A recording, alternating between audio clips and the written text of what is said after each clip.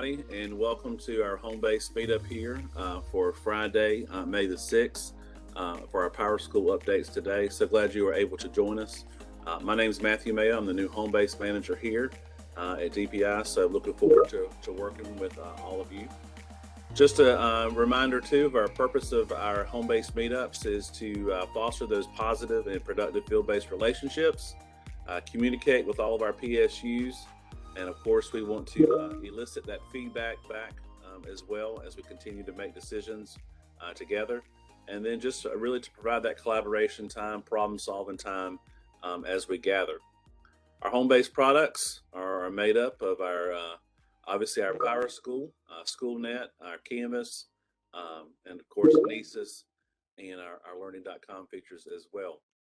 You'll also notice, and you'll have the slide deck as well here. You'll notice that all the hyperlinks are here from all the home-based meetups of this week.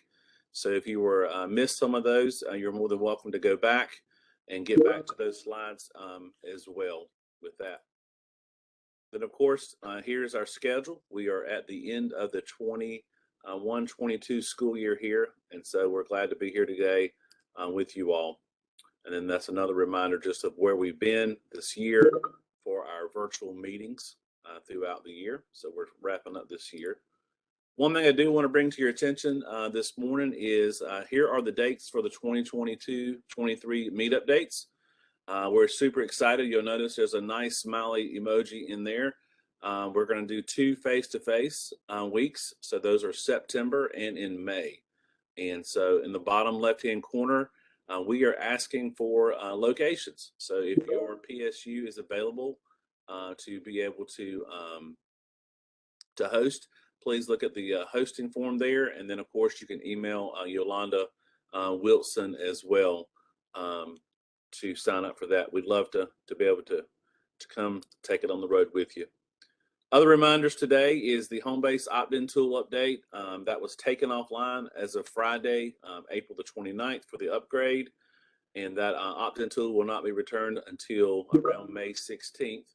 So there's also a hyperlink in there as well for the home-based opt-in website.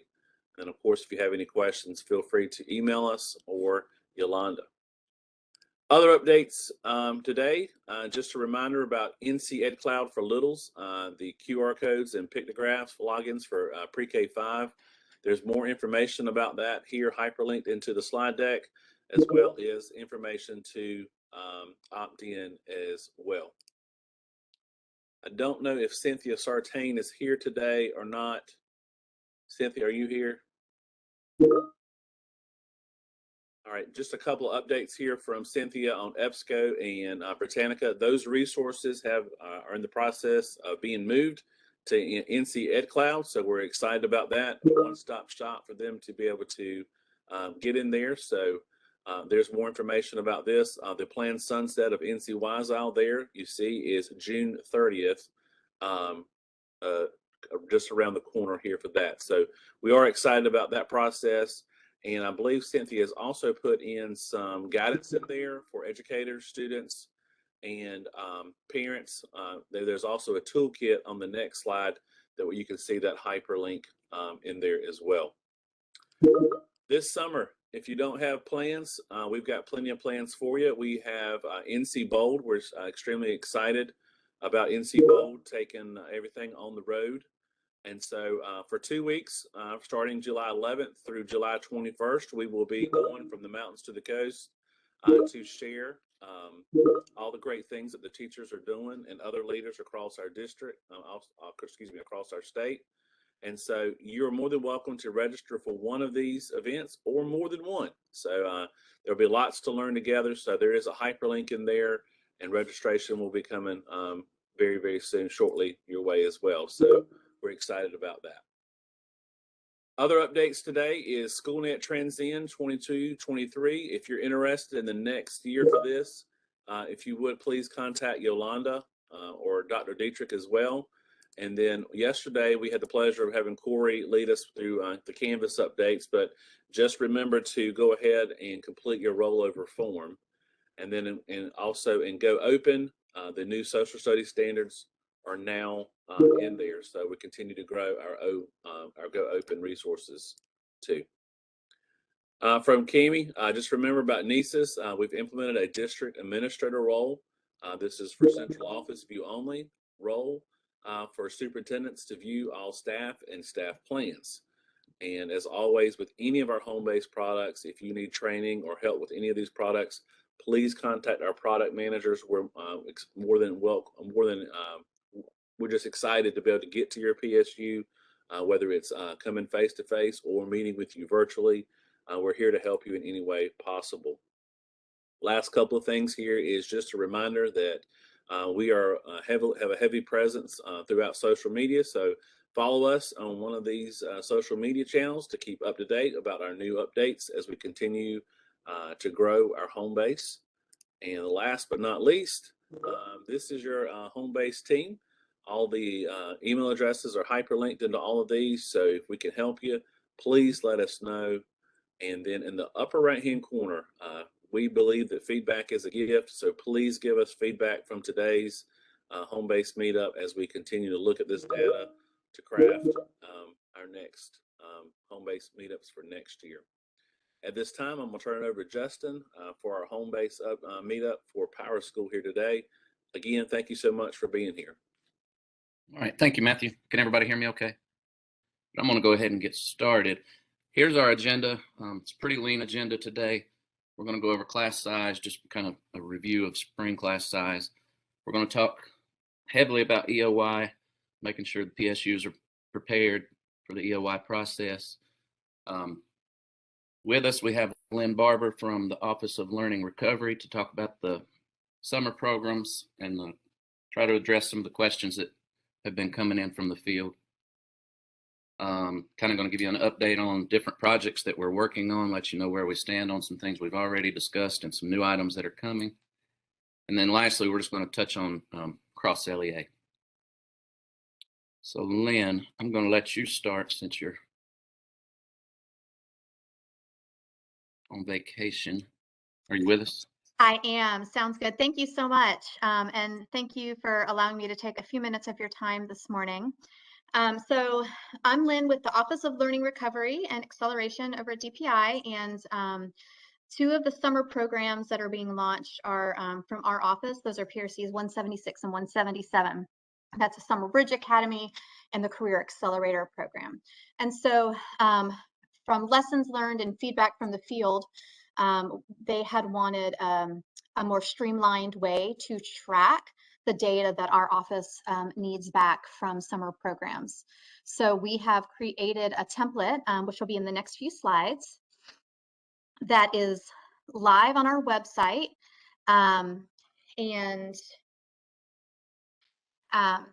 We can put the link in the chat.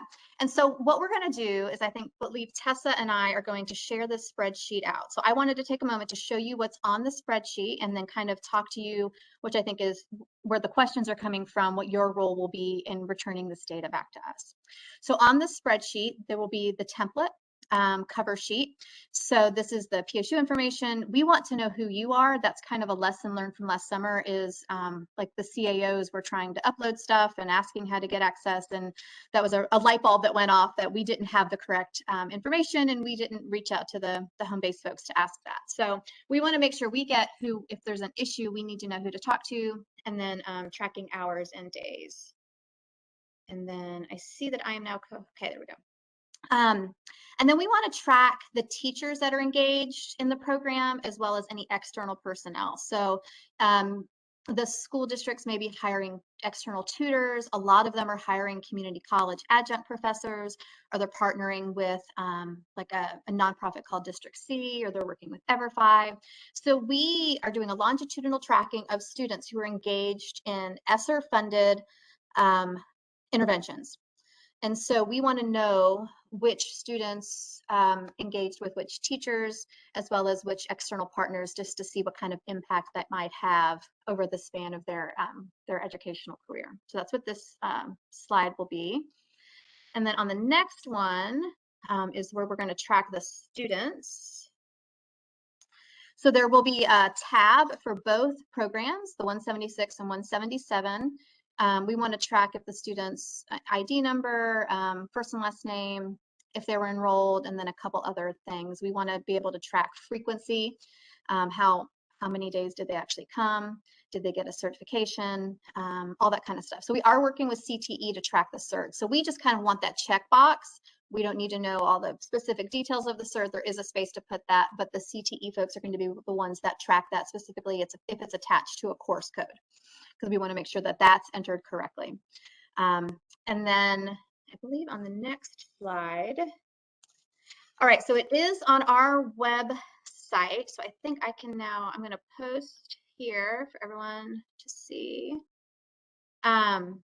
And then this is a hyperlink to the actual spreadsheet. So it is live online, and then Tessa and I will be sending out an email to all of my points of contact, and I think she's going to push out information to you with kind of a QRD that she's creating, as well as this spreadsheet and kind of just steps for my points of contact. So for your reference, the points of contact are the CTE directors, the CAOs, or if your district has an assistant superintendent. Those are the folks that we are working with directly.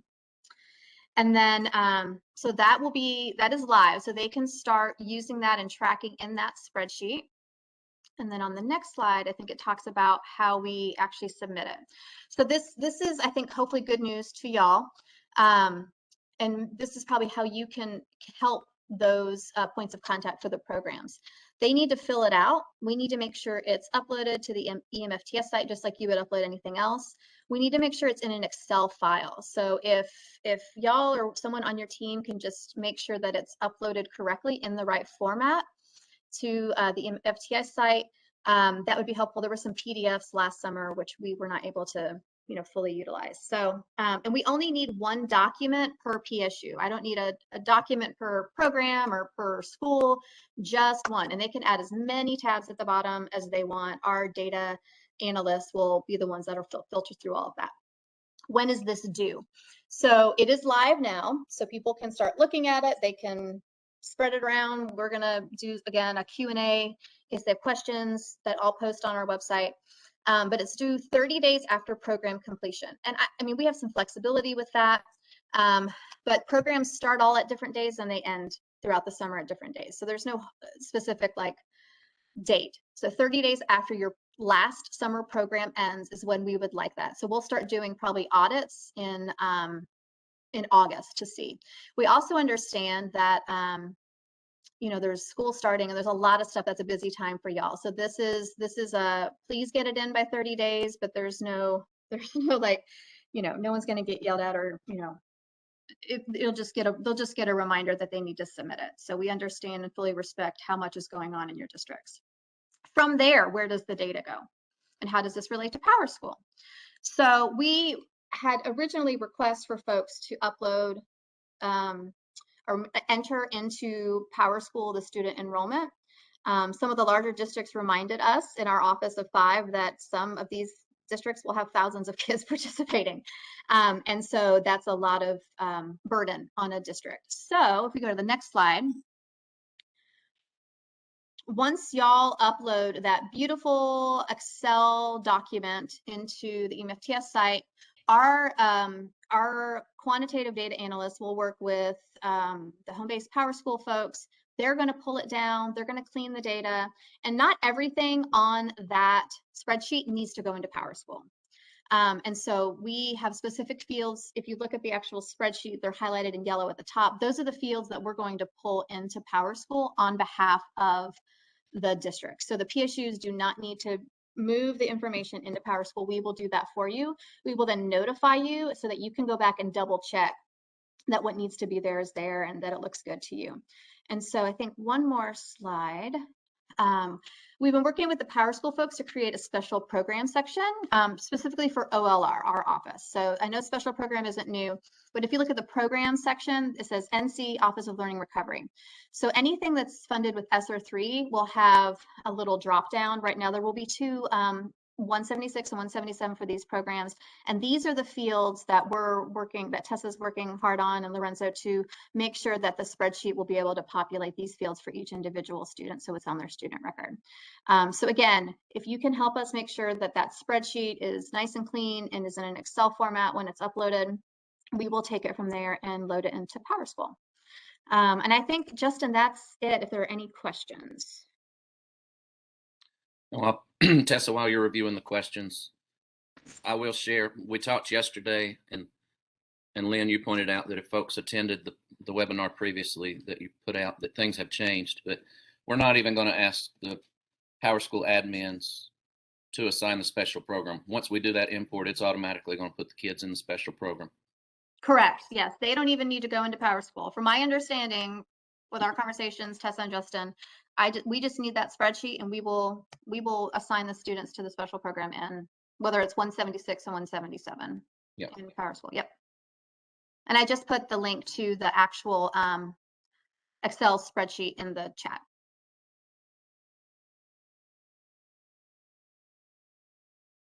We have a question. They asked if you could repeat who is responsible for filling out the spreadsheet with the student data and submitting it back to the Office of Learning Recovery.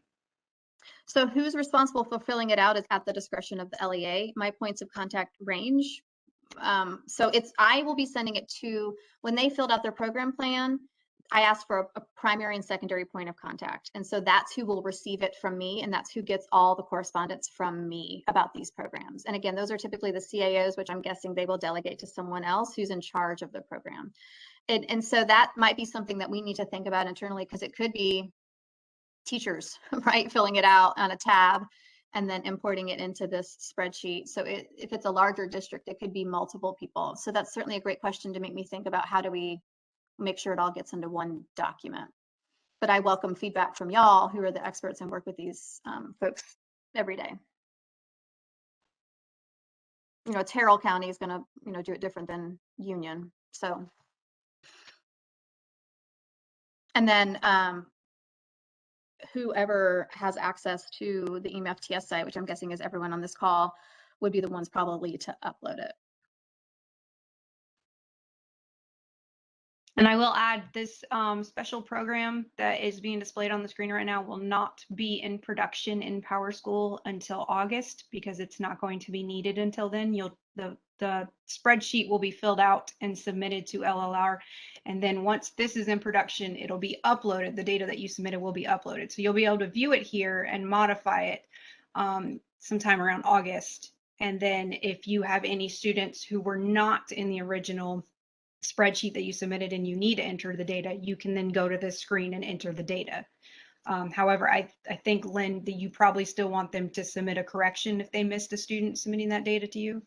Correct. That'd be great. Yeah. Yep. And really, how a PSU tracks and then combines all of that data into this spreadsheet is really at their discretion. You guys have systems and processes that work for you, so I don't feel like that's not our wheelhouse to tell you how to do that. We just, at the end, we just need one spreadsheet per PSU. However you get there, it's up to you. There's a question, is there a place where we can see who the primary and secondary contacts are for our PSU?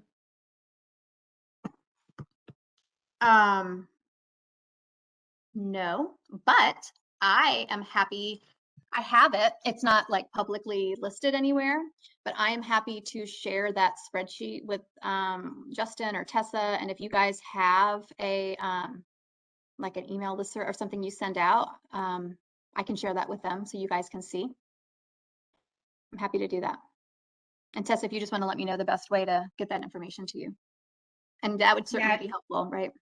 Sure. If you just want to send me the link, I will discuss with my team about how we can get that posted, or if we can get it posted. Perfect. Yes, this is being recorded as always, and will be posted and shared out in the same manner that it usually is, via our NCSIS bulletin, as well as posted on our site, and as well as posted on our YouTube channel. Is the staff ID the UID or the PowerSchool teacher number? I think in that spreadsheet they're asking. One moment, please. I'm going to phone a friend on that one. That one was a request from our data folks. I think it was the, I would think UID. I was going to say Yeah. UID because I wasn't familiar with the other one. The teacher. We're going to say UID. I just phoned Kaylin or messaged Kaylin. If it's something else, I'll let you know.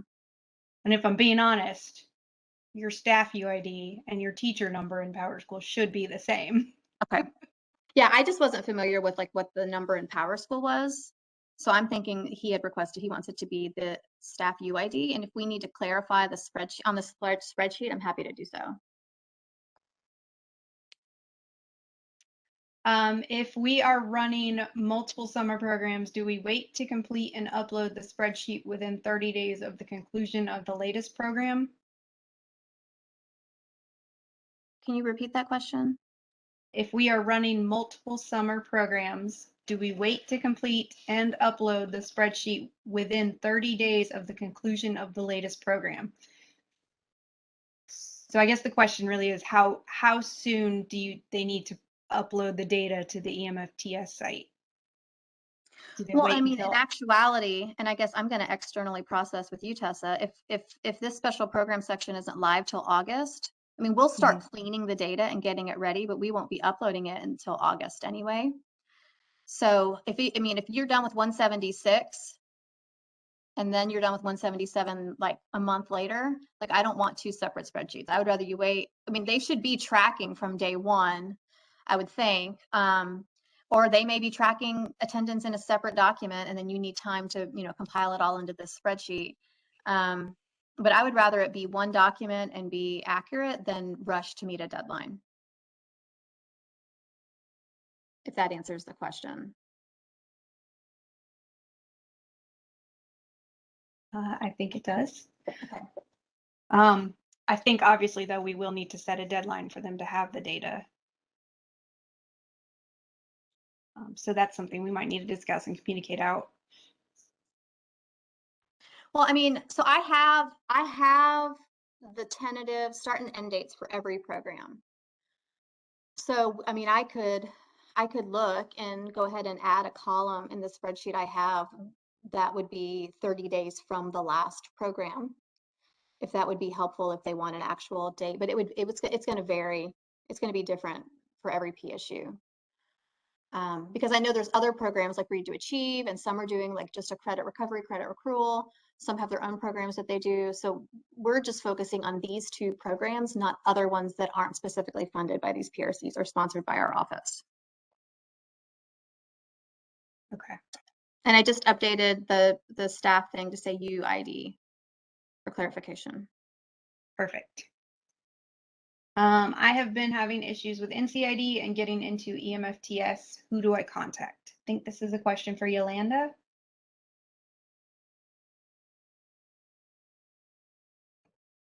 Sorry about that. What is that question again? Would you read that for me? I have been having issues with NCID and getting into EMFTS. Who do I contact? Okay. Well, now, if she has issues with NCID, even though you use the NCID to get into EMFTS, you first probably need to make sure you get the NCID corrected. And that would probably be someone on their staff to help her get that corrected. Once that's corrected, she probably will be able to get into EMFTS. Now, if she continues to have problems getting into EMFTS, that would be me.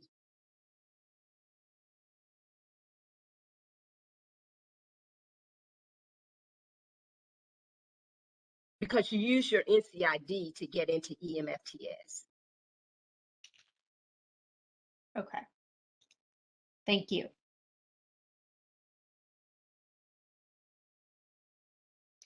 How will the primary and secondary PSU contacts receive the spreadsheet? Last year, we, PS admins, had to download it from the NAT cutoff from EMFTS. Yeah, they're going to get an email from me on Monday. So the email that is going to be like jointly from Tessa and I, that'll have an update on this. It might include these slides. It'll be a link, like I'll include the link because it's posted online. I'll actually also include a hard copy. And that'll go to the points of contact, and then we'll probably put it in the CAO newsletter. We won't send it to the superintendents. And then, so that email, and then a link to our website. They won't have to pull it down, because I don't have access to upload it, so.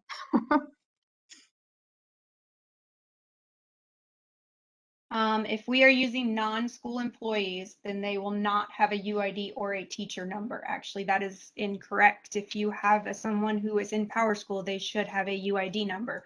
And there is a process for obtaining a UID number for non-school employees. And that should be the process that is followed with any staff member who is in PowerSchool. So some of these programs will not be credit bearing. So for instance, District C is a nonprofit. There are like, I think 6 or 7 districts partnering with District C. And so it's a teamship program for middle schoolers. And what they will do is they will do a contract with Dan Gonzalez and his team. They will run it in partnership with some teachers that have had professional development. So like Dan would not be in PowerSchool, but we still want to know who on Dan's team interacted with the students. So the points of contact will have that information. But not everyone that, you know, if they're doing an internship at a company for a week or a job shadow, that president of that company wouldn't be in PowerSchool. Those are the kind of people, we just want to know who the students interacted with. Not everybody, but if you did a program outside of a school district, where was it and who was the person? And I have a lot of that information in the program plans, so the points of contact will have that. And it's more for our reference to track what type of engagement these students had outside of a district. So a staff ID is not necessarily required for your spreadsheet. So now on the non-school staff, there's no ID listed. It's just first, last name, where are they from, what do they do, if they have an email. The site number, we need to work on that. Because that'll actually say, didn't we decide to say off-site, Tessa? Yes. In the drop down, it'll just say off-site. Because in the special programs section, it has an option for you to choose which like school location, or though we're working to have a drop down that'll just say off-site, and then we can cross-reference the spreadsheet. And that's it. There's no ID needed for them. Can a student be enrolled in both PRC 176 and PRC 177? Technically, yes, it's not likely. But yes, they can. You would just have 2 separate special program enrollments for each of those in PowerSchool. Yep, because that's why we have the tabs separate. So the student would just be listed on both sheets. It looks like that might be all the questions for now. All right, well, I am around. So if you have any more questions, you can feel free to funnel those through Justin or Tessa. And I'm happy to answer them, or if I don't know the answer, which is certainly a possibility, I'm always happy to phone a friend and find out for you. If anything, we're trying to streamline this process and make it as easy on y'all as possible. So hopefully we're moving in the right direction. But yes, the points of contact, we'll get this on Monday. I will create a spreadsheet that has the PSU number, name, primary point of contact, secondary point of contact, program start date, end date, and then we'll just forecast what that 30 days out is. So that will be your deadline for submission into EMFTS. That probably I won't have that out until it'll be late Monday or Tuesday. But thank you for your time. I appreciate it. Thank you, Lynn. Thanks, Lynn. And I'll reiterate, Francine, I did misunderstand your question with the UID. That there is a process to create a UID, but it looks like the UID is not going to be required for the staff. So you don't need to worry about that.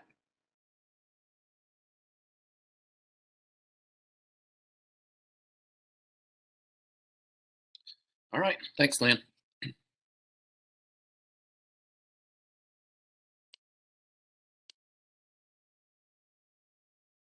All right. So just a quick update on spring legislative class size. As you know, this report was already supposed to be approved, submitted by April 30th. So right now, we're working with, I forget how many districts, because several districts put a ticket in for each issue they had. So we know we've got around 60 tickets that are open with PowerSchool. And so we're meeting with them. We were going to meet today, but because of this webinar, we weren't going to have time to meet with PowerSchool. So I'm going to meet with them on Monday and go over those tickets with them. But right now, the common problems that we're seeing are mostly around funding, missing staff, missing FTEs. Definitely the K-8 numbers. There were so many tickets come in on that, and because we're not really looking at K-8 this go round, I had PowerSchool just let districts know, ignore the K-8. But we're thinking that is going to require a code change. So if you have tickets out there, know that I've already talked to LaShawn, and we are granting an extension for anybody that had open cases. So don't stress out over it. We're going to work those cases and be back in touch with you. If you feel like you're getting strange responses from PowerSchool that doesn't make sense, or if it goes against what you guys know that we've been doing and expecting over the years, just shoot those responses to me. It's always helpful to see how they're responding to your tickets, and then I can get with support leadership and make sure that they're telling PSUs the right thing. I will say the last bullet item, I had a phone call with LaShawn last week, and I do know that we are looking at previous waiver requests. So if PSUs are submitting requests every semester, that's on the radar. So just know that. Any questions on class size?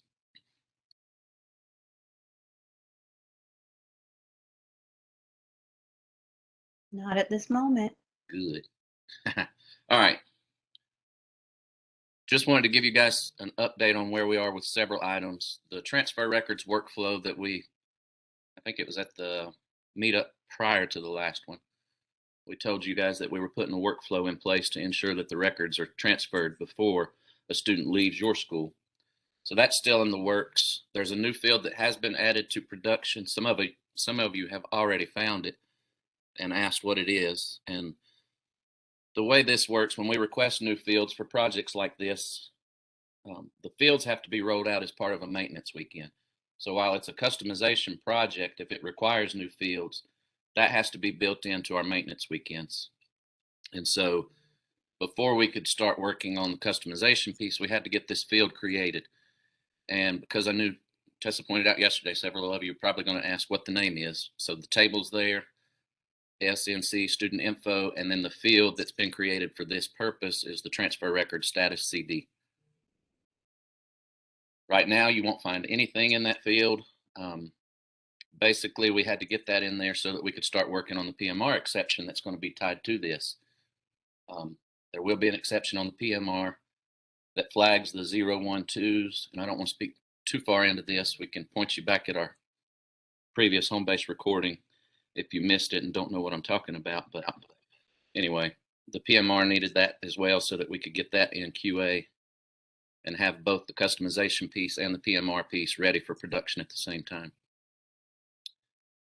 Of course, OLR, you just heard all about that. That's been something we've been working on, continue to work on through August. The next item, the NC extended section data review. We've been having some discussions internally that led us to start looking at what's on the section extended data page down at the bottom of your section setup, rather. A lot of that is garbage. A lot of that was just pulled over from NCWise. It's not being used. Some of it's being used the wrong way. Some of it really doesn't even make any sense. So we're reviewing those internally, and I also want to form a small meeting if anybody's interested. If you utilize those fields for your own purposes, maybe shoot me an email, and I'd like to pull a small group together and just talk through why you're using those fields, how you're using those fields, because we really want to just clean that page up at the end of the day. If it's trash, we want to remove it, hide it, and then if it's something we're going to need at DPI in the future, we want to let you guys know why and mark that section or that field as required so that you know, hey, this is important. But I think it gets asked every time, do we have to use this stuff? And that's kind of what we want to address is, yes, you got to use X, Y, Z, and this is why, and the rest would be optional or removed. DPI user access management. Tessa, I'll just let you speak to that since that's your baby. This is in reference to, some of you may have noticed there is an AutoCom now set up in every instance that imports DPI staff. This is so that we can quickly add and remove access for DPI staff in all 350 something instances that we have. Previously, it was a manual process where somebody had to go in to each individual instance and manually import a record or deactivate a record. Now we can quickly do that through this AutoCom. So we do ask that if you see this in AutoCom, please do not modify it. It is on an enterprise controller sync, so even if you do delete it or modify it in any way, it'll resync and update it to exactly how we have it.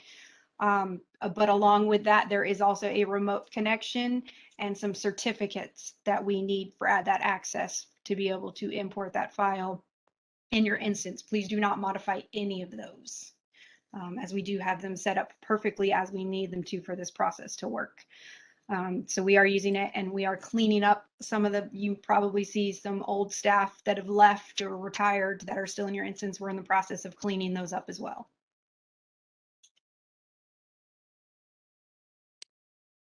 All right, thank you.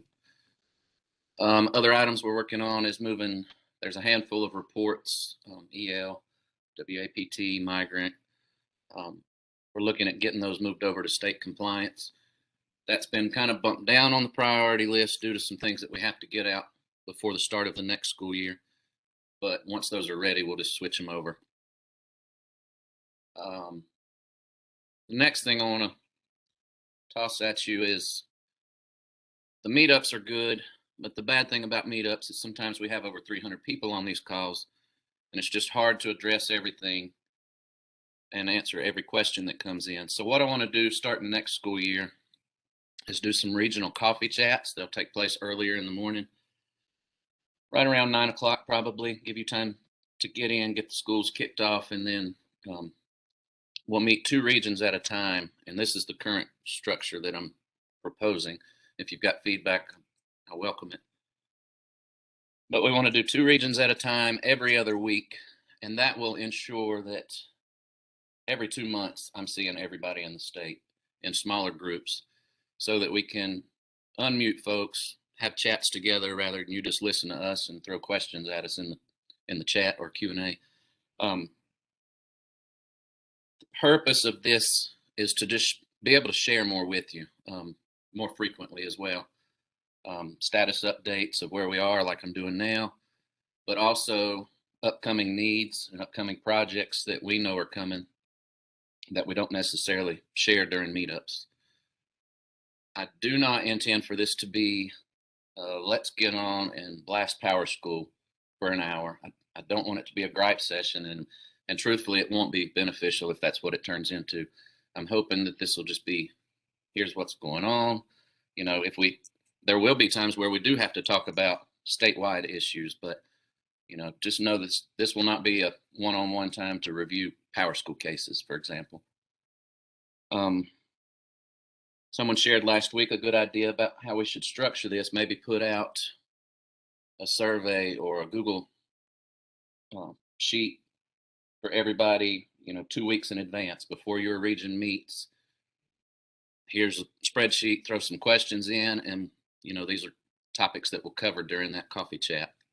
So that's probably what we'll do, but looking to kick that off in August. PowerSchool upgrade, I really don't have much for you. We're still having conversations about that, but it is looking like our upgrade, I think, will take place in November.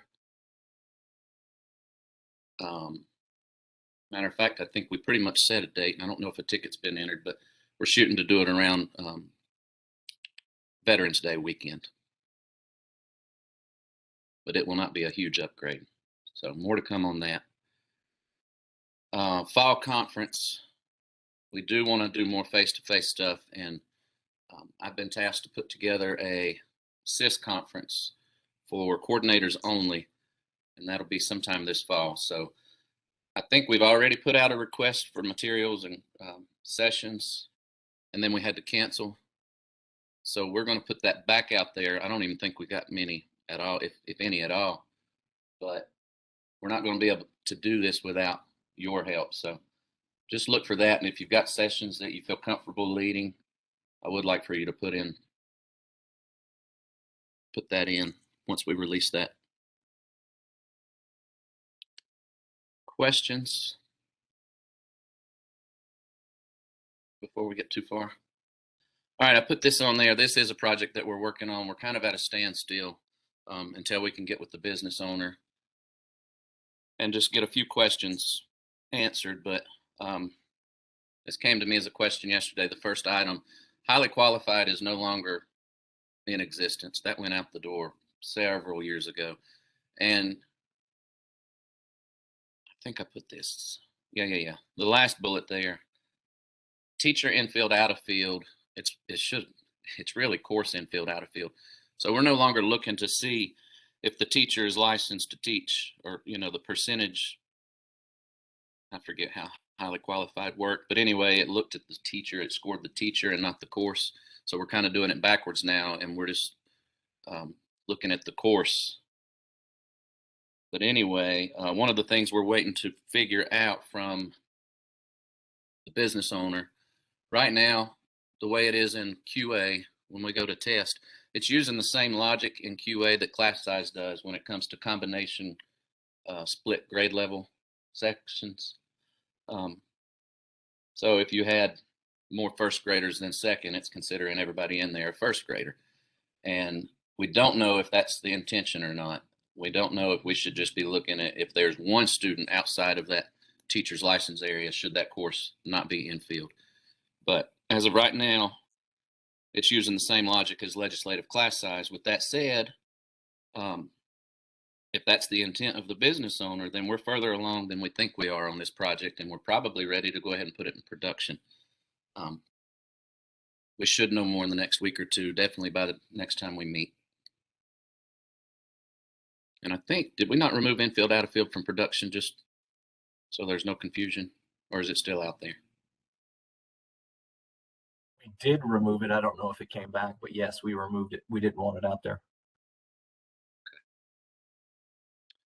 All right, any questions before we talk about EOY? None at the moment. Doing good. Okay, so this is a little different. We've ran this by several groups, the Home Base Advisory, our user group, and I'm ready to go ahead and share this with you all, and then we'll put out a message next week with all the dates and expectations of EOY. But what we're looking to do this year, largely because Wake is ending earlier. You all know that Wake is really how we schedule our timeline when it comes to EOY, because they've got schools that sometimes run right up until the end. But we feel comfortable this year starting a little earlier. So what we're looking to do is kick everybody out, like all users out at 5 p.m. on the 29th, whereas usually we do that on the 30th. What we are hoping this will do, it'll give PowerSchool more time to do the EOY processing. So they'll be able to start at 5 o'clock on the 29th, and then they have until 6 a.m. or 7 a.m., whatever we decide is the kickoff time, on the 1st to complete those processes, the pre-EOY processes. I will say we did have our first dry run yesterday. I think Wake's done their dry run, but we used Bladen and Wake County, and we started, I forget what time. It was around 1 o'clock yesterday, and by 4:30, PowerSchool had completed their pre-EOI processes. So the timing's looking pretty good there. But surely we're hoping if we build in this one day, we'll definitely not have you guys sitting there waiting until noon to push a button. I'm hoping you can just wake up and see an email and push the button. With that said, all of the state reports that currently have a due date of June 30th are going to be modified via script, and they're going to now be due by the 29th. And I don't think that should be a huge burden. It's one less day. Only the EOY contacts are going to be able to get in. That's normal. And PowerSchool hopefully will return to service by the 6th of July. And I say by the 6th, I want it back earlier than that, and I'm sure Rob does too. But that's our goal.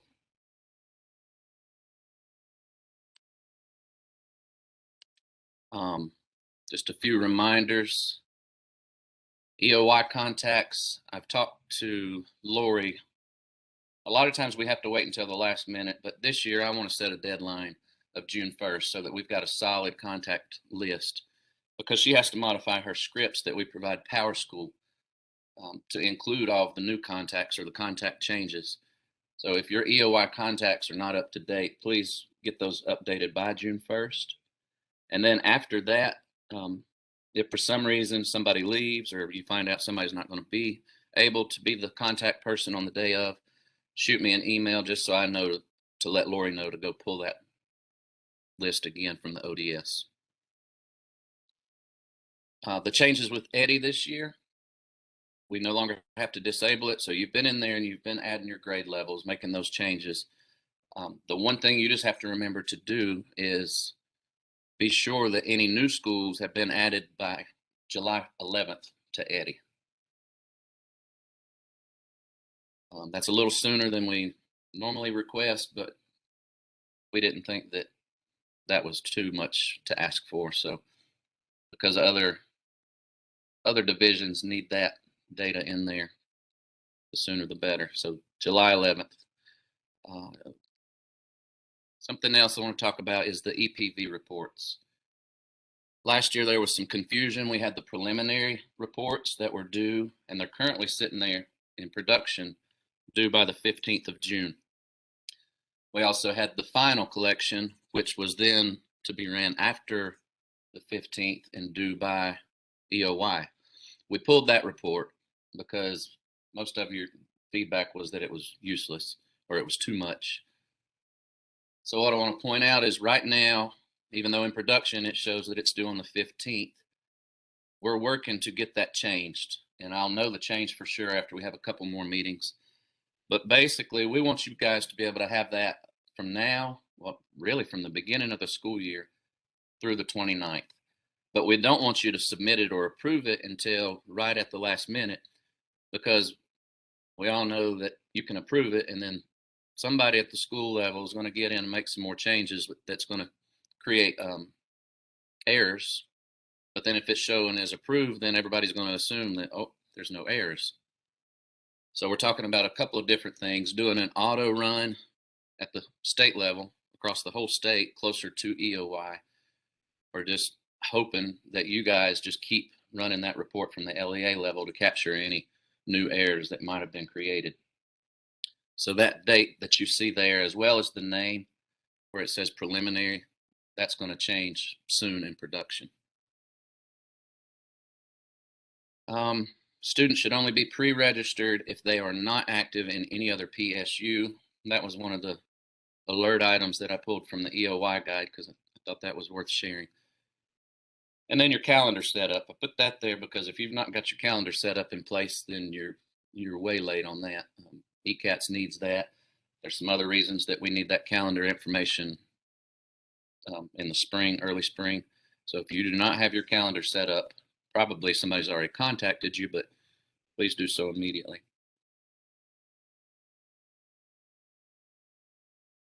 Questions?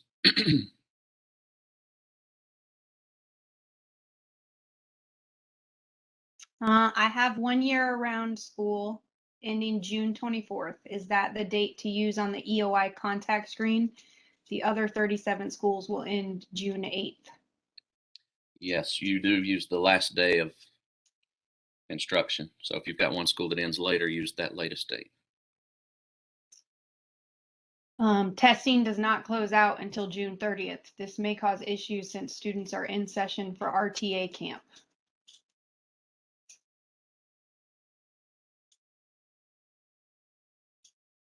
Hang on, I'm trying to think through that. Rob, what's your initial thoughts? That, I mean, one more time. Testing does not close out until June 30th. This may cause issues since students are in session for RTA camp. RTA camp's not run through PowerSchool, is it? It is not. Okay. So Yeah, the I'm first not. part's what I didn't understand, testing. They would need it shouldn't impact testing. They would want to attach that special program RTA, but those dates can go across years, so it shouldn't be a problem. Who do I contact for a new school setup? New school setup. Or do we start that process with? So let's ask a couple more questions there. Do you already have a school number? Has all that been taken care of? Are you asking just about what do you need to do in PowerSchool in order to set up a new school? Which should be the last step after everything I've mentioned earlier.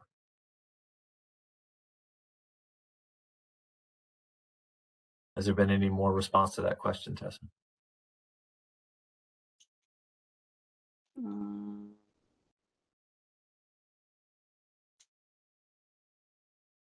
It is a new charter school approved, and yes, I have a school number.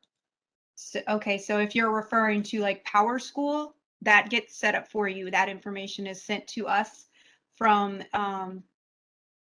the Office of Charter Schools, and we submit to have that set up, which they've already been submitted, and PowerSchool is in the process of standing those up. And then in the summer, which the Office of Charter Schools will communicate out to you, there will be training and your PowerSchool instance will be turned over to you at that point, and we will walk you through the setup process of PowerSchool.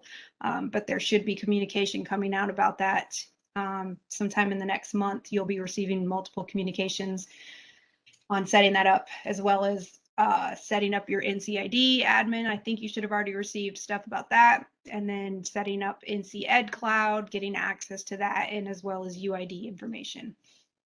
But the Office of Charter Schools will be your point of contact. Is there a report we can run to see if any of the pre-registered students are currently enrolled in any other PSU, in another PSU? I feel like we've discussed something like that before. Justin or Rob, do you remember? I don't think it's in production, or we had issues, something with it. Yeah, I do remember it, but I don't know. Yeah, I don't think we were able to because the way it had to be pulled. We also looked at doing that as something on the PMR as well, but we were told by PowerSchool that we can't do that. Yeah, I remember the conversation, but I don't remember anything ever because that is a tricky thing to do. So that would be a pretty in-depth conversation. The statewide student search feature, if you use that, should tell you where the student is currently actively enrolled. So if you have them enrolled there at your school and someone else has pulled them in, it'll pull the most recent enrollment for that student.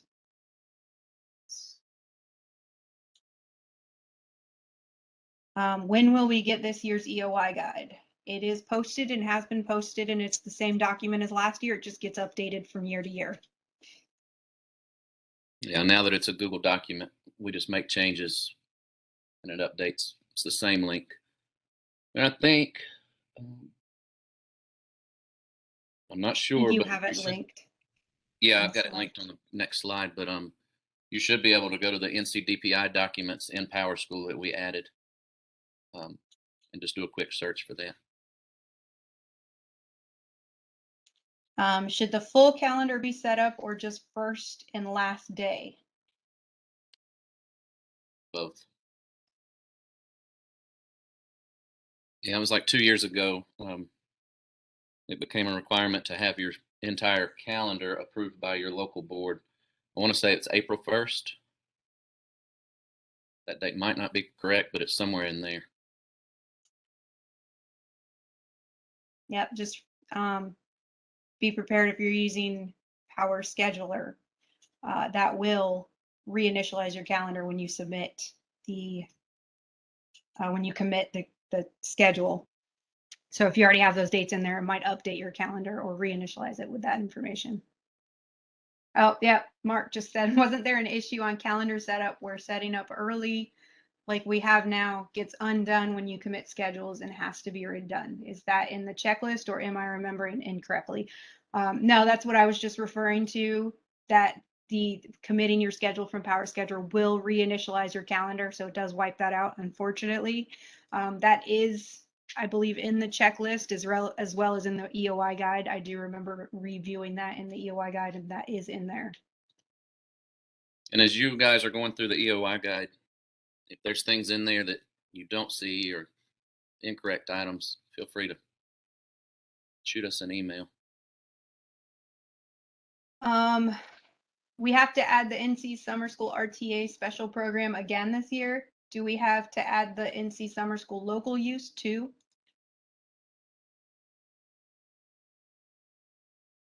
That one was there just for your use if you wanted. If I'm remembering correctly, we added that so you would have one as well. And are they adding the RTA special program again this year? I believe that's the case. I don't, but we will put something out early next week. Yeah, I've not heard otherwise. Yeah, as far as I know, I think a field is being added to that screen, isn't it? Or updated for use. We are, that's what we're talking with them about right now, and we'll update them once we have exact specifics on that, which will be very soon. All right. I have the calendar set up at the PSU. Do they need to be pushed to the schools now?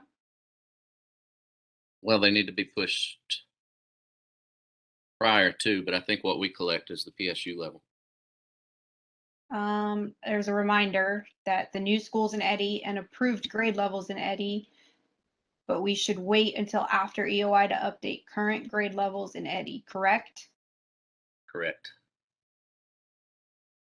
Our PSU applied for and was approved for a new school number last year for our virtual students, but decided in the 9th hour to keep students in our brick and mortar schools. Quite possibly, we will not use the school next year either. Will the blank data adversely affect our PSU's EOI process? It should not, because you won't have any students in there to process anyways. I would recommend making sure that you set your state reporting settings to not reporting for that school though. My charter school currently is K through 8. Every year when I promote my 9th graders, there's always an issue with the promoting an FTE. Is there a doc for these steps? There absolutely is, and it is included in the EOI guide. I think there's a whole section for special processes for charter schools. And it has the instructions for how to set that up, and it also has the instructions for post EOI on how to move them back from the DPI FTE school. What is the best way to contact Yolanda? You can reach her via email. It's yolanda.wilson@dpi.nc.gov. And I believe this was put in the chat as well. Can we set the full calendar after we commit schedules as long as it is in before EOI for ECATs, or do we need to do it twice? Say that again. Can we set the full calendar after we commit schedules as long as it is in before EOI for ECATs, or do we need to do it twice? So the full calendar for ECATs is what we should have already collected, so that needs to be set now. I don't know if that answers the question. And that needs to be set, that was April 1st, right? And I do know they are continuing to pull it. So if they've not contacted you yet, it's because they keep pulling it like every other week to see if you've made changes or if you've updated it. Our CTE course name change is going to be pushed down to PSUs at EOI. That will happen right after EOI. So yes, before you have access to PowerSchool back, that'll happen. I seem to remember it was suggested we only enter the first and last day of the calendar pre-EOI. Yeah, that was old. That's when we pulled it for a different reason, and now we pull it for 2 reasons. But now it's the whole calendar. And I am looking at the EOI document now, and it says calendar setup and in parentheses required for ECATs. And it does say all fields on the calendar setup page for all schools must be populated with accurate information from the PSU's locally approved school calendar. So the EOI guide does say for ECATs that you do need to set the full calendar. I missed the response about summer school RTA and local use. Will we receive more information on this process? Spreadsheet for attendance? Yes, we're working with the Office of Early Learning with that. Can you repeat the day that EOI will be run? What is the date? Is it still July 1? Yes. But PS will be unavailable on as of the 29th, right? Correct. At 5 o'clock. Will we have an official guidelines for virtual academies next year? Will they still follow remote attendance practices? Let me take that question back. As far as the virtual academies, what I will answer is the 1R code was added in the event that you did have people that were at home learning off-site, and that will continue to be used if you have a case like that until we hear differently, which we have not at this point. But let me answer the question. I'm not sure about the answer on virtual academy, so I will have to get back to you on that portion of it. There's a note that it's definitely each school calendar that needs to be set up. There is no PSU calendar in PowerSchool, only start and end dates on years and terms. Yeah, he's right. So when somebody said, can you push it from the district to the schools, or does it need to? In my mind, I was thinking you can copy it, you can copy a calendar from school to school, but he's right on no PSU calendar. Do we have to attach a bell schedule in the calendar set up for 22-23? The bell schedule may change at some point. Yes, you do, and that's okay if it changes. You can just update it accordingly, or if that bell schedule is attached, you can still update that bell schedule, just as long as it's the calendar is fully set up. Walter would like me to remind everyone, mostly the charter schools, that if you move kids to the DPI FTE school during EOI, you need to move them back. And I know I've had some questions about moving them back or the process. So feel free to reach out to me if you're having an issue with this after EOI, and I can help walk you through it. The instructions are in the user guide, but if you do not move them back, it causes issues with ECATs and reporting. Somebody is noting batch setup from the PSU level. You have to set up one school to copy from. Someone is asking from 325 NC SIS weekly bulletin, instructional school start and end dates, district only. Specifies that a report on the start and end dates of the instructional calendar for students for the next academic year be provided to the superintendent of public instruction and the State Board of Education by April 1 of each year. To make this deadline, the start and end dates of the instructional calendar for students for each school must be in PowerSchool before April 1. Read that last. Oh, this is for start and end date reporting, right? That's where the confusion comes in. Yeah. LaShawn works with Yolanda, to get the message out for what she needs it for. So when I said earlier, we got two different groups in the agency who need that. LaShawn's one of them, and all she's worried about is the start and end date. And then ECATS is the one that needs the whole calendar. So I guess maybe in the future, we just need to wrap those messages together so that everybody knows the whole calendar is what's expected.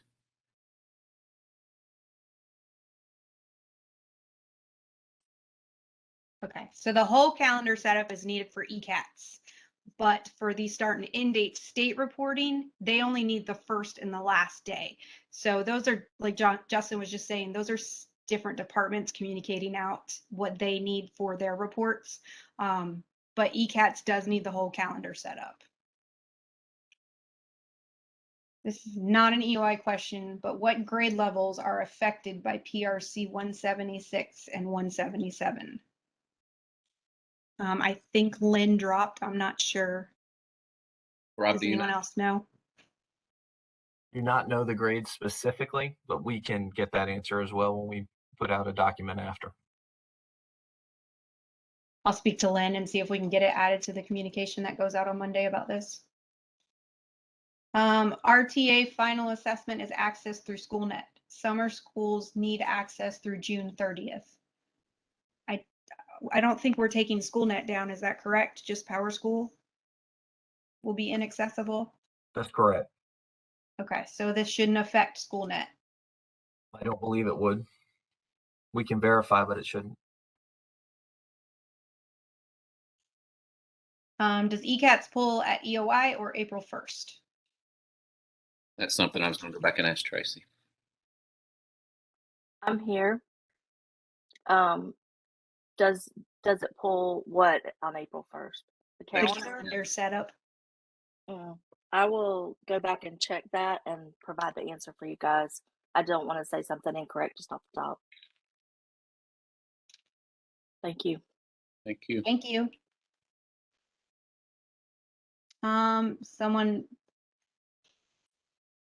Someone answered the question for the PRC 176 and 177. They said for our district, it affects all but 2 through 3 grade levels. I'm not sure if that is consistent across the board. Thank you for that, and we will get proper communication out on that on Monday. When you say whole calendar, does this include day rotation, bell schedule, day type? Yes, that is correct. I think you can move on, Justin. Doesn't All look like I have any more rolling in. So the link in this slide, it's actually going to take you to the pre-EOI task checklist, but it's also part of the whole EOI guide. I'll jump over here. Well, I thought it was going to, yeah, it's just slow. It will. It'll jump to it. All right, so this is the entire EOI guide that we were referring to. I'm only going to go through the checklists today. But if you've not seen this, or if you're new, definitely read this from top to bottom to understand more of the EOI process and what has to be done, the recommendations, the optional stuff that you can do, maybe to make your life easier in the future, to save some things, back them up. But likewise, if there's items that you think we should add, even if it's just recommendations or things that you've experienced locally that you think might benefit other PSUs or charters, just shoot us an email. So what we're looking at now is the pre-EOI checklist. You'll note it tells you off to the side in parentheses whether it's required, recommended, or optional. By now, you should have already set up the years and terms for your schools. Complete the calendar setup. We've talked about it at length. Assign the new school indicators for your students. Next school, I said new school. Next school indicator, the next year grade. And I think these all link you to QRDs, right? They link, oh, they're not links. No, they link you to specific directions within the document. Okay, sweet. And some are QRDs. I think the calendar's set up, or one of them's a QRD, if there's a QRD on it. Yeah, so if I were to click on this, it would jump up in the document to how to process this step. Configure your default grade level for FTEs. Validate the school enrollment dates. Validate the section enrollments. These are all required tasks. Mock EOI process. What is that? All of that EOI validation here. It's when you run, Oh, yeah. but not process. It does the validations. Right. So right now in Enterprise Controller, we've got it locked down to where you can't accidentally process EOI. So if you go through this mock process, it's just going to help you clean up your errors. But also those EPV reports that we talked about earlier kind of do the same thing. And they even include more than this process covers. We've got other items that we need done locally that's not part of the EOI validation process. So the EPV reports are probably going to clean up everything that would be in this process and then some. And then your data validation testing. You've got there in phase 2, these are the items that you complete after school is out, but before EOI.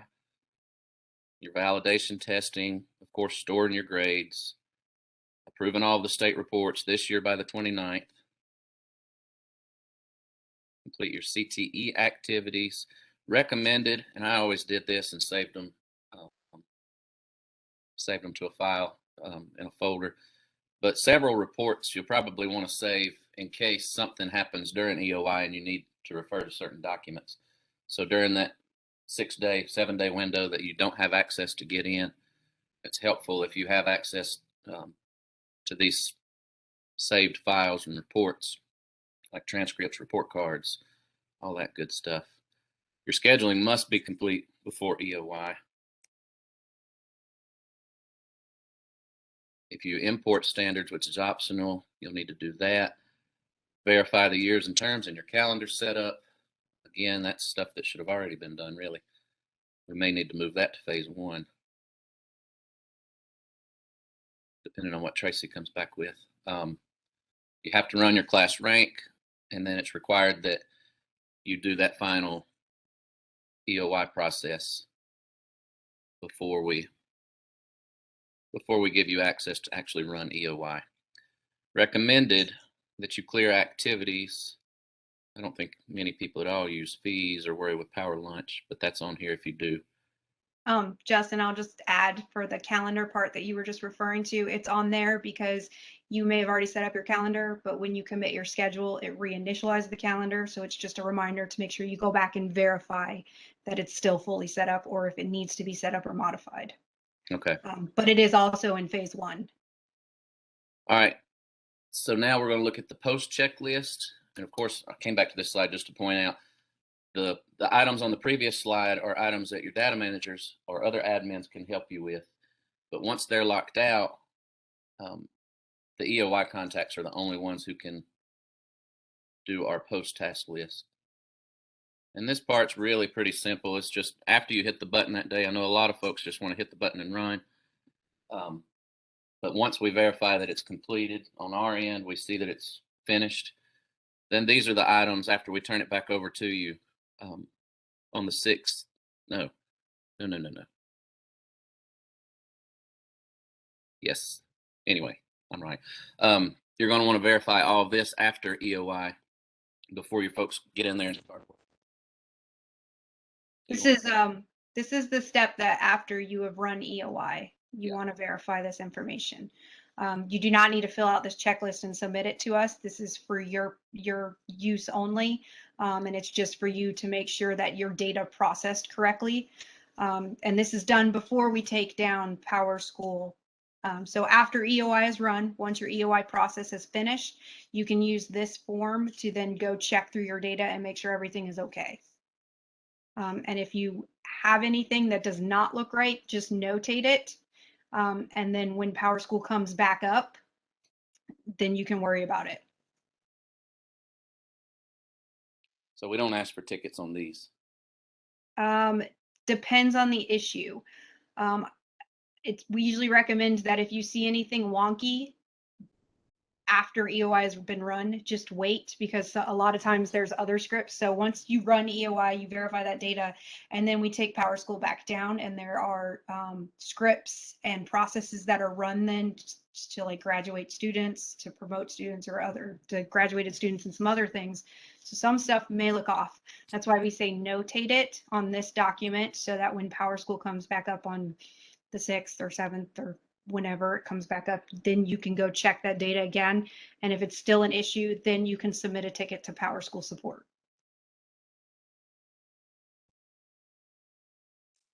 When Tessa says whenever it comes back up, we hope that is the 6th or before. We have no intention of it running past the 6th. Yeah, I'm really hoping we can get it. I don't know if we'll have it by the 4th just because that's a holiday, but surely the 5th. If we have access on the 5th and we can spend the day poking around ourselves before we turn it on, or turn it back over to you guys. If we can verify on the 5th that everything looks good. You may have it on the evening of the 5th. Do we have new social studies standards? Where can we find the spreadsheet to import those? Good I question. think John jumped off.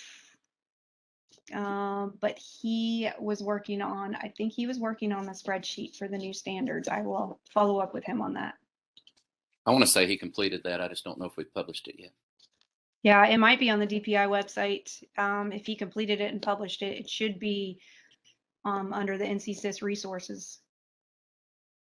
Can we address next school, next grade indicators for students on reassignment to our PSU from other PSUs and how we should be processing them? Also returning dropouts for summer learning. If I'm understanding this correctly, if you're receiving a new student and you're pre-registering them for next year over the summer, they will not be processed through EOI. So you would then fill out the scheduling setup screen for their following year in which they will be processed through EOI. EOI will only flip their status from pre-registered to enrolled. It will not process them from that scheduling setup screen. So if you're receiving them and you're enrolling them as a 9th grader and pre-registering them as a 9th grader, their scheduling setup screen should be filled out for them as a 10th grader within your PSU. Did you cover the second part of that? I think that's what you and I talked about yesterday that we thought would be asked. What was the second part? Oh, returning dropouts for summer learning. So if you have a dropout who wants to come back for summer learning, the way that you would process them is you would leave their exit date, update their W-2 to a W-1. Do not re-enroll them. You can pre-register them for next year. We have worked with John, and he says that pre-registered and enrolled statuses are pulled into NC Ed Cloud.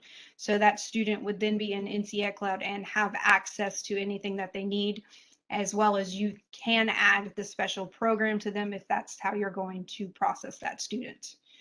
But since they're returning for summer, they would no longer be a dropout. So you would change their W-2 to a W-1. And then if they don't return for next year or they don't go to summer school, then you would reprocess them as a dropout.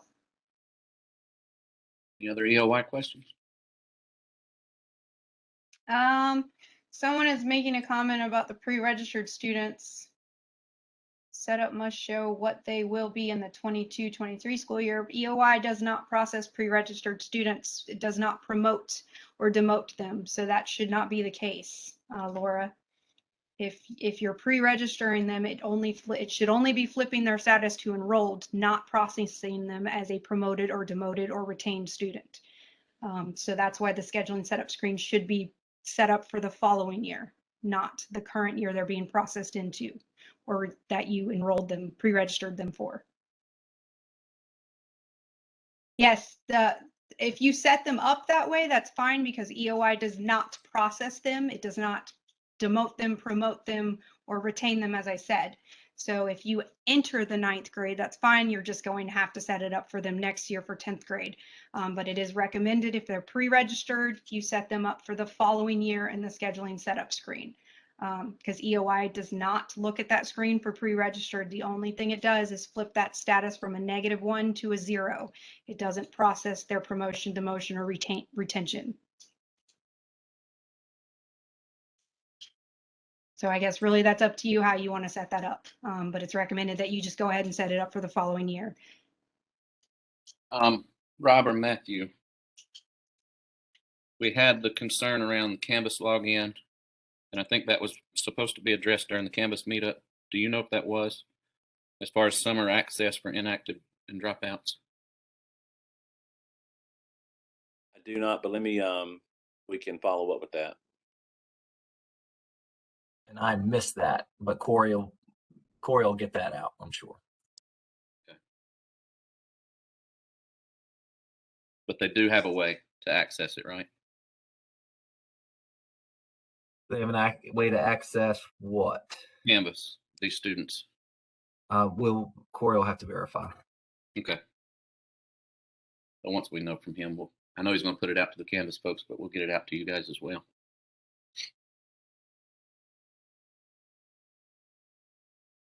Tess, I'm going to go to the next slide, but you keep reviewing those. We have more questions. The last one's pretty simple. I don't know how many years ago it was when we pulled the plug on the pilot program. We had, I think, 8 districts we were working with. Maybe it was 8. It's been so long. It was my first year there. I think we pulled the plug at the end of that year. So with that said, we have continued to do work with the Cross LEA project, and we're pretty much near completion, we hope. Or when I say completion, we're almost ready to put it out for a pilot. So if you are one of the pilots that worked with us previously and you'd like to do it again, just shoot Russell Dixon an email if you don't mind, or if any other PSU who was not involved in the pilot program of cross LEA enrollment. Russell would like to hear from you. I put this as my last bullet item, and I'm pretty sure I'm right. Pilots, whereas before we piloted NCVPS to PS or PSU to NCVPS, I think right now, Rob, what we're looking to do is just pilot PSU to PSU, correct? That's correct. So this will not involve NCVPS. Justin, if it's okay, I'd like to make just a comment or two. Oh, sure. We have made major improvements in this module compared to where it was back in, I believe, 2017. So it's totally different than it was. And we should be ready to, like Justin said, we should be ready to pilot. I believe we're aiming for first semester of 22-23 for the pilot. So please contact me if you're willing to pilot Cross LEA. And then before we close out, Justin or Tessa, I'd like to make a quick statement if I can. It was brought to my attention earlier this week that there was a webinar that advocated the creation of a custom screen for something that was needed for summer school. Please know that from DPI, as has always been said, we do not support custom screens. We cannot support custom screens and do not advocate creating those custom screens. So please know that that is the case. I understand you were told in a webinar to do that. However, that is not something that we advocate nor support. And also DPI support has been notified of that, as well as PowerSchool support has been notified of that, because they don't support that either with regards to North Carolina. So please just be aware of that as you proceed forward with your plans for summer school with regard to the issue on the webinar. I believe it was in the Tim's webinar. Rob, it's being requested that you please include the custom screen statement in the bulletin. I can do that. We will do that today. Thank you. And Justin or Tessa, take us home. All right. I will say I'm going to review the latest EOI recording, the webinar that we last did. I think that was 2 years ago.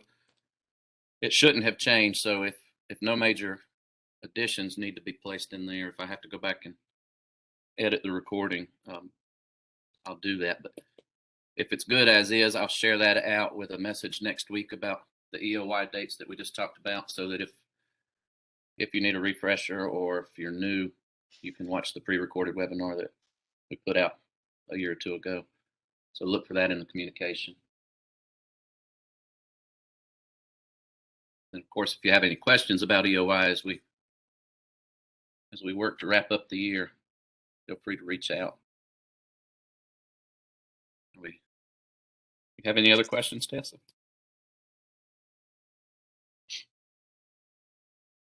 Are schools required to enter student immunizations? No.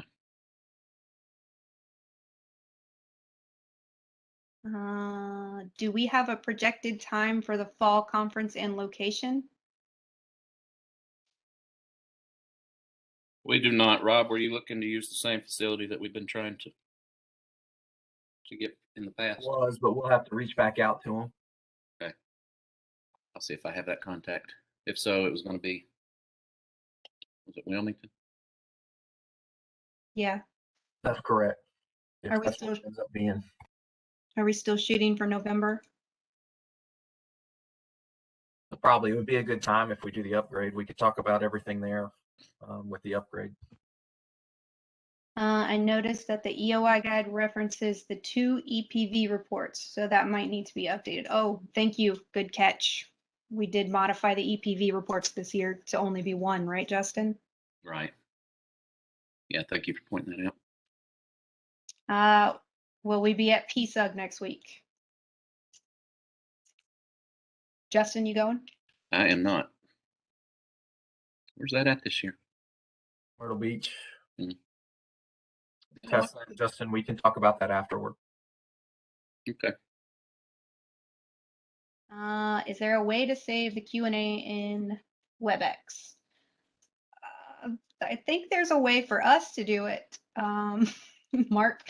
So I will have it, but I plan on taking this and creating the FAQ that is usually communicated out with the recording.